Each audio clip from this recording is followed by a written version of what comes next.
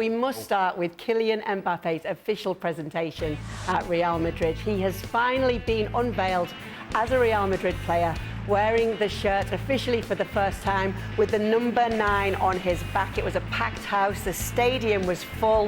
Wow. Zinedine Zidane was there alongside Florentino Perez and honorary president Piri. He kissed the badge. He did the uno, dos, tres a la Madrid like his idol Cristiano Ronaldo as well.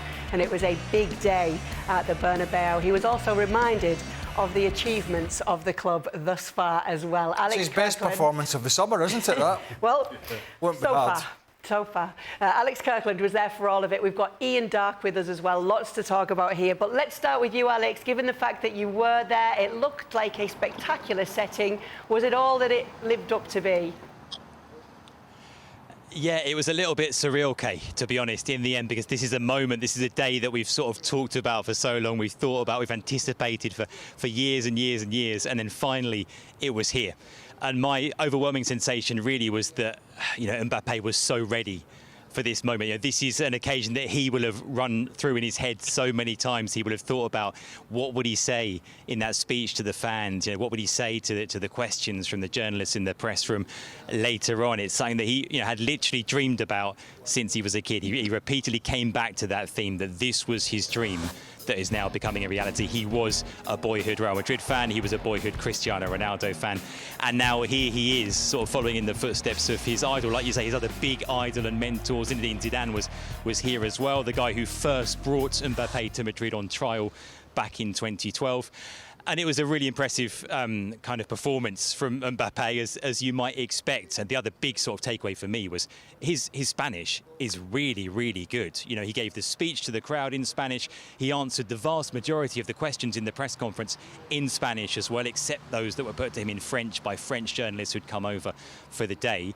Pretty fluent, near perfect. And again, that's a sign, I think, of the fact that this is a guy who has been preparing for this moment for a long, long time.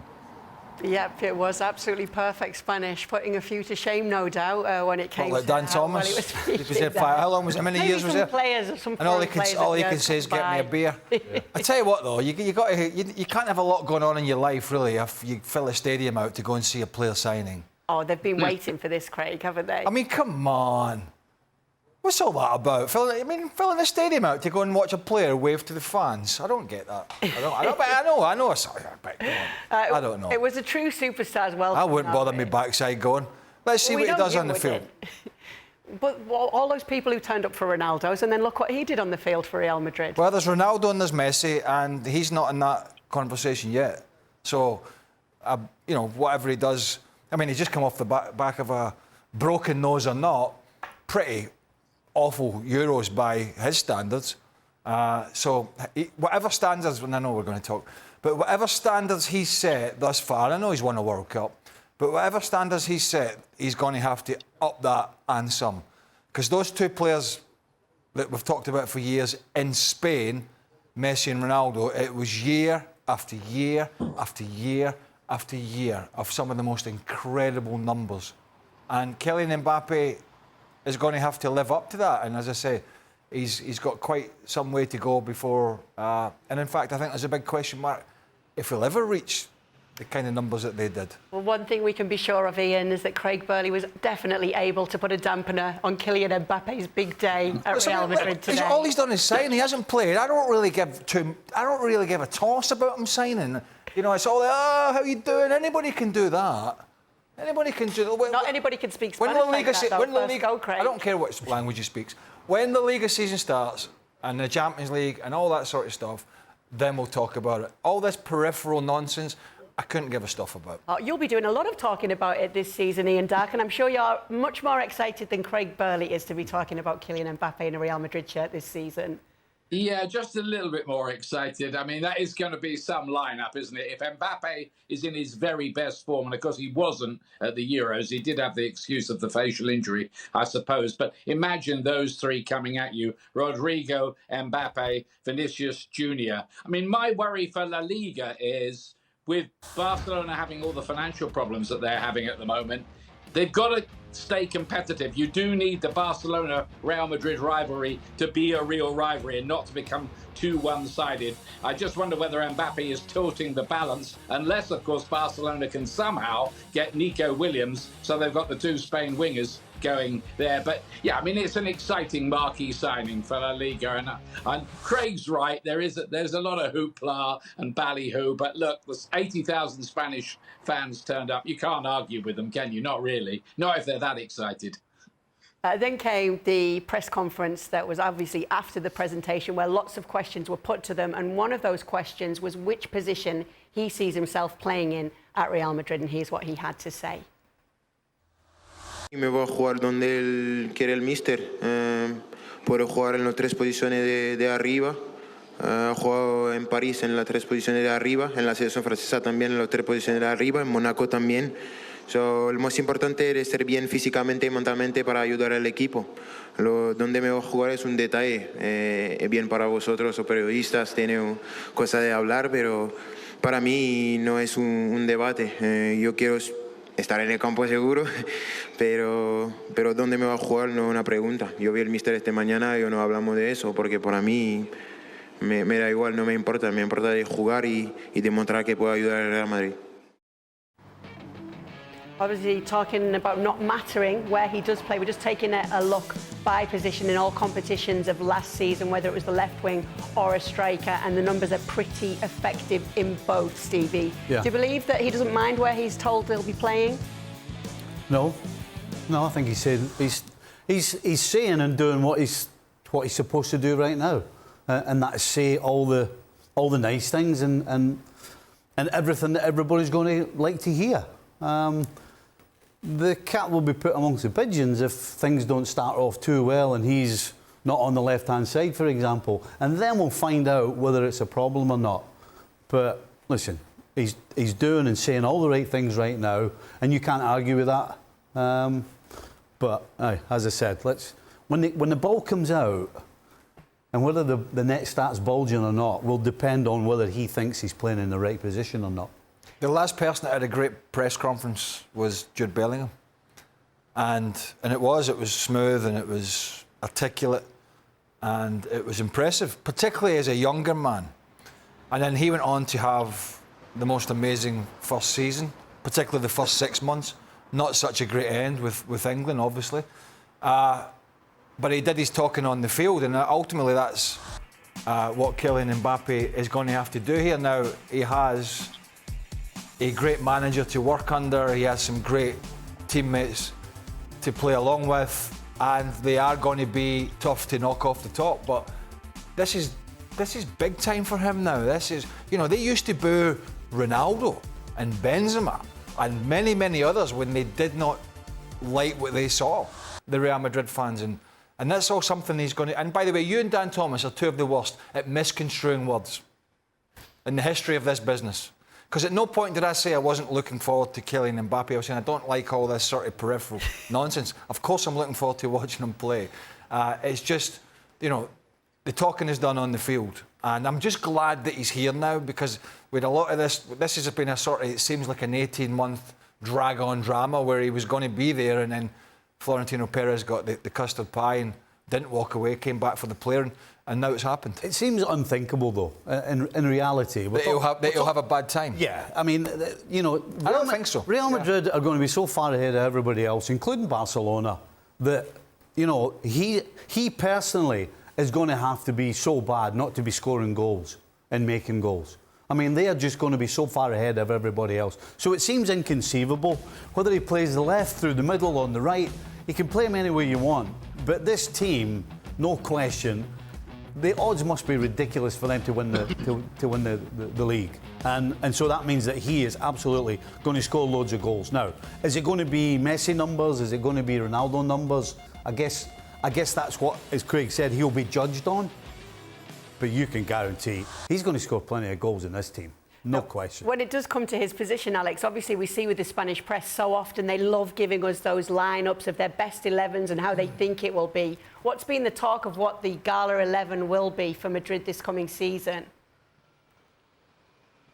Yeah, I mean, the first thing to say, it's obvious, but he will play. He will play because he's the new star signing. He's, this player that Florentino Perez has wanted to bring in for such a long time. Now that he's here, he is going to play. Vinicius Jr. is going to play as well because he has been sort of the superstar up to this point alongside Jude Bellingham. So those two play up front. The question is it a front two?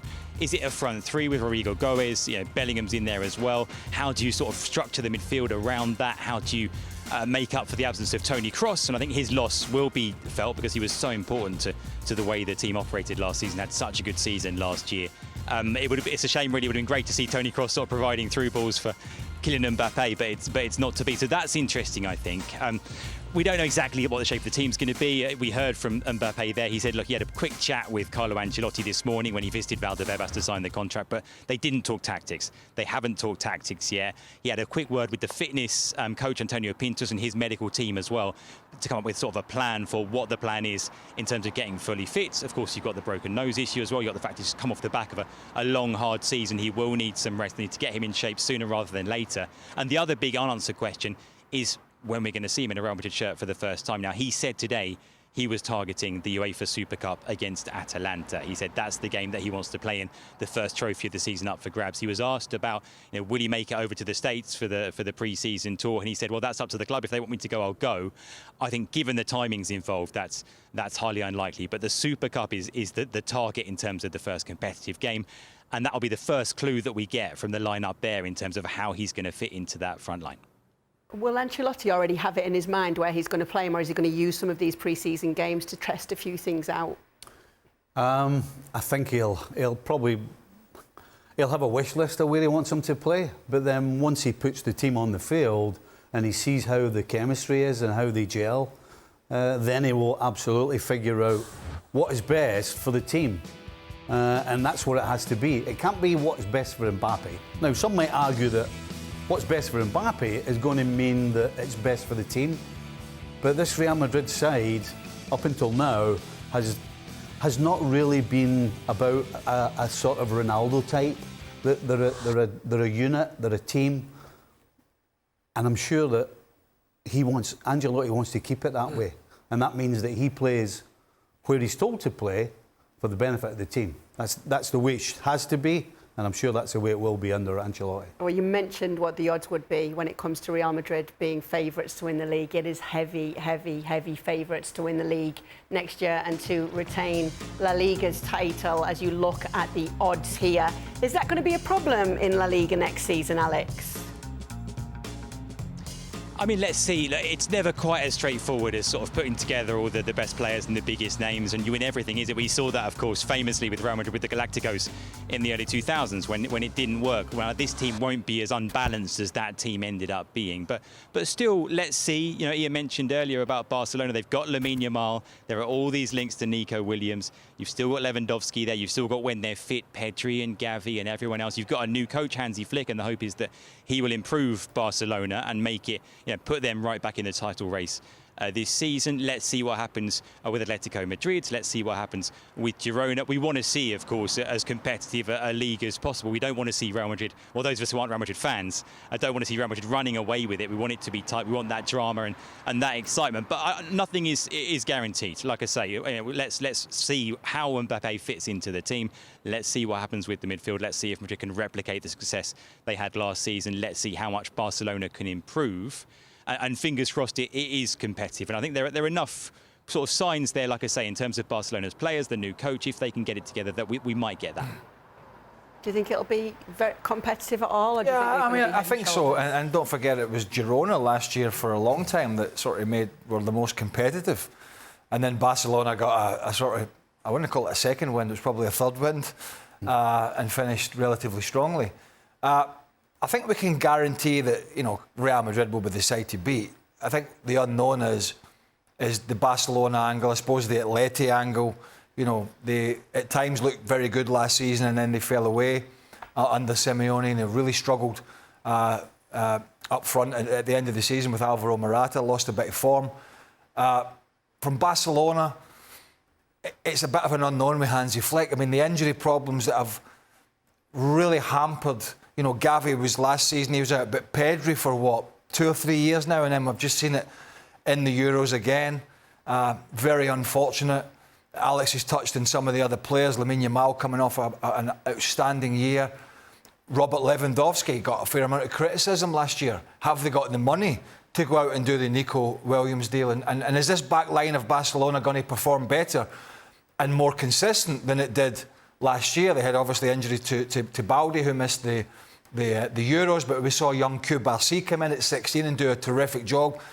But we certainly didn't see the best of Ronald Araujo and Jules Koundé, and certainly not Ronald Araujo. So there's a lot of things for Barcelona to fix, which I suppose they can do, and it might happen.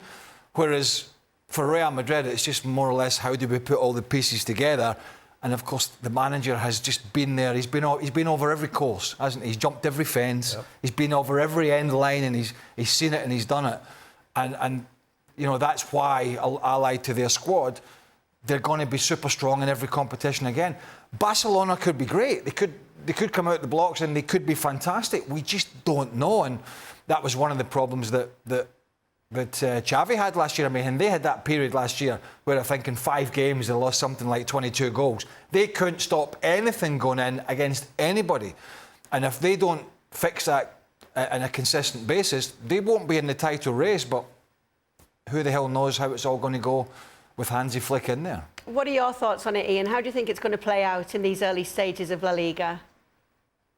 I think it'll be fascinating to see what happens with Barcelona, as Craig has just in detail run through the team. They do have a lot of talented players.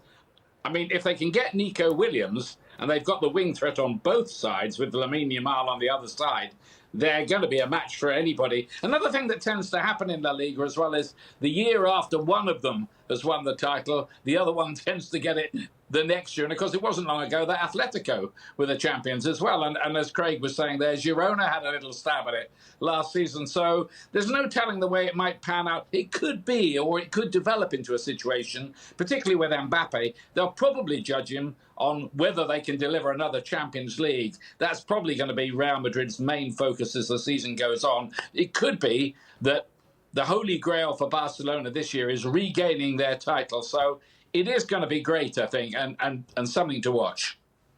We'll get the final thoughts from you, Alex, before we say goodbye to you. Obviously, after being there today, just give us a little taste of what the excitement was. And obviously, you mentioned the takeaway with his Spanish. Was there anything else that stood out? Yeah, I mean, it felt like being here for a La Liga game. It really did. Like on the way to the stadium, it felt like you were going to a game. It just happens to be the middle of July. There was no football on. It was all about this one guy. Look, the excitement is off the charts. I don't think it's been dimmed at all by sort of how long it's taken Mbappe to get here. If anything, I think it's sort of heightened the anticipation. The question is, how do Real Madrid sort of top what they did last year? How do you improve on winning La Liga by miles? What was it, 10 points in the end? Winning the Champions League, it's very difficult to do. I mean, Ian touched on it there. It's not an easy thing. And so how do you judge Mbappe's sort of success or failure when the team was already by far the best team in Spain? It's difficult. It will come down, I guess, to volume of goals. You know, that was what caught the eye with Bellingham last season, and that ultimately, I think, is how Mbappe will be judged. But no, today was a pretty flawless performance from him out there on the Bernabeu pitch in terms of speaking and kissing the badge and kicking some balls into the crowds. Let's see how his performances go on the pitch from here on in.